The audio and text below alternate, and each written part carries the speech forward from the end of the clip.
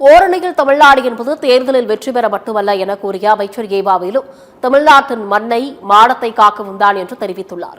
வேலூர் அண்ணா கலையரங்கம் அருகே திமுக சார்பில் ஓரணியில் தமிழ்நாடு பொதுக்கூட்டம் நடைபெற்றது. கூட்டத்தில் பேசிய அவர், ஓரணியில் தமிழ்நாடு என்பது ஏதோ உறுப்பினர் சேர்க்கைக்காக மட்டுமல்ல எனவும் தமிழக மக்கள் அனைவரும் ஓரணியில் தான் இருக்கின்றோம் என்பதை காட்டவும் தான் எனவும் கூறியுள்ளார்.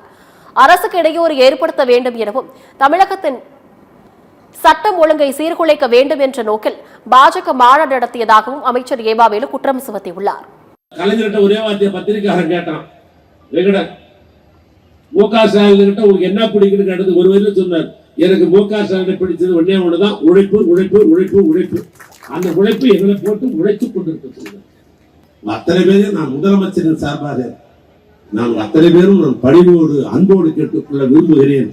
இந்த ஓரணியில் தமிழ்நாடு என்பதிலே இந்த மக்களை இணையங்கள் நம்ம எவன் அச்சுறுத்துகிறானோ அவனுக்கு நாங்கள் ஒற்றுமையாக தமிழ்நாடு என்பது காட்டுவதற்கு இந்த பயணத்தை சிறப்பான பயணமாக அமைத்து தாருங்கள் என்று உரையை நான் நிறைவு செய்கிறேன்.